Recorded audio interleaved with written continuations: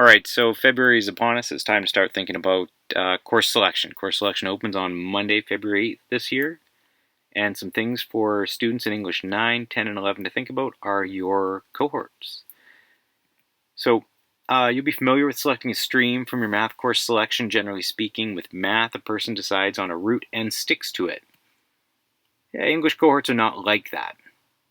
In English 10 and 11, every cohort leads to a variation on English Studies 12. You may choose to stay in a cohort, or you may choose to try a couple of different cohorts along the way. There are a total of 6 possible English cohorts for grade 10 and 5 for grade 11, and actually in grade 12 you do have a selection of 3 possible graduation requirement courses. So let's talk about what the cohorts are.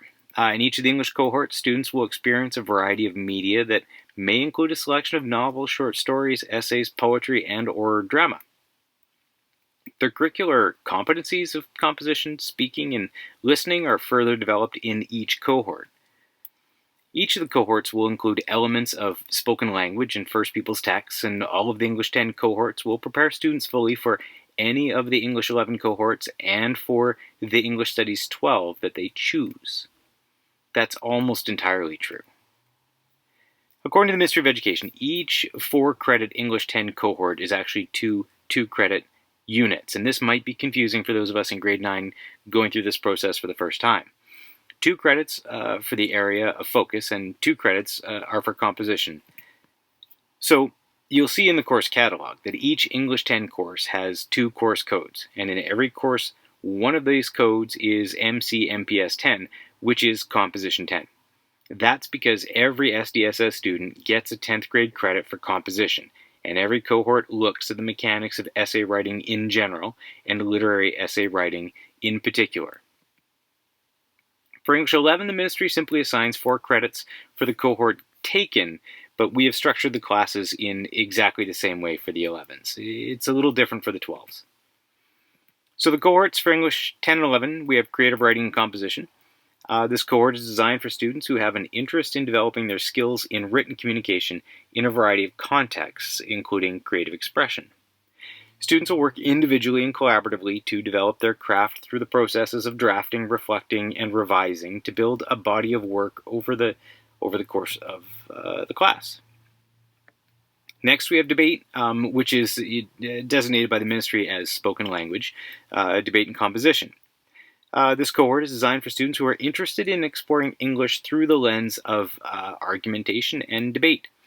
Written composition is still central to this cohort, but some assessment will come from the public speaking that is necessary for debate. Students will have the opportunity to compete in debates at the school, regional, and provincial level if they so choose. Next, we have literary studies and composition. Literary Studies 10 and 11 is designed for students who are interested in the literature of a variety of eras, geographical areas, or themes, or the study of literature in general. The course allows students to delve deeply into literature as they explore specific themes, periods, authors, or areas of the world through literary works in a variety of media. We have new media and composition. For the 10s and 11s, New Media is a program of studies designed to reflect the changing role of technology in today's society and the increasing importance of digital media in communicating and exchanging ideas. There are a variety of possible additional focus areas of study, including media and film studies, journalism and publishing, and digital communications. Literature and nonfiction prose will supplement these focus areas in the New Media and Composition cohort. Next, we have Strive 10, which is a unique cohort to pursue. It's a cohort of students who take English, math, PE, and science together. Students and teachers work together to follow paths of inquiry across the 4 core subjects. There's a focus on place-based learning, so students are often off campus. This cohort is only available for grade 10. We have Pre-AP English.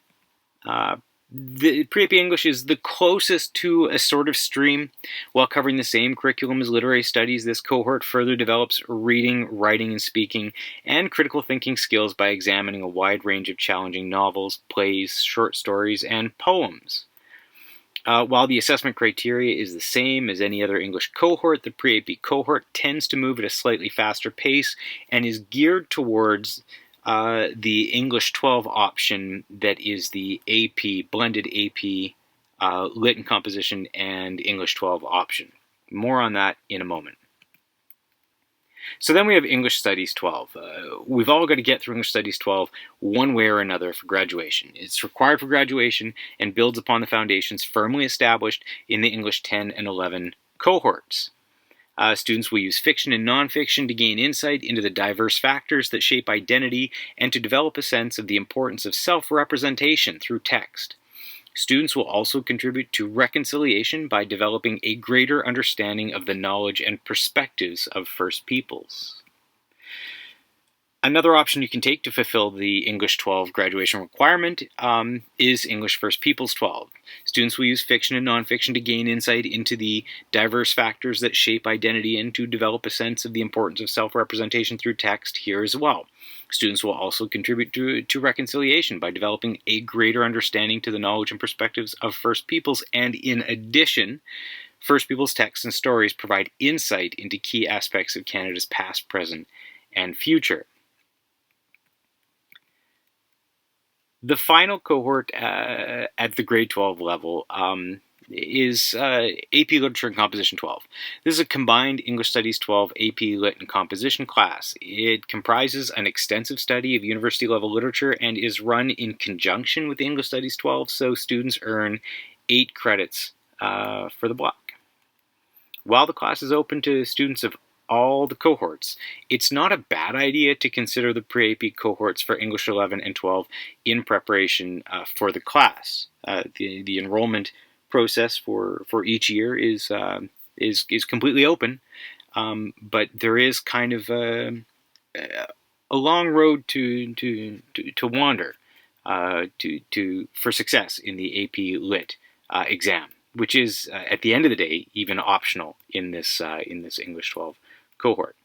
And so, university credit is awarded to students who do well on the AP exam in May, and different universities have different criteria for what mark constitutes a full first year credit. So I think that about wraps it up. Don't forget, Monday, February 8th, it's time to start making those selections.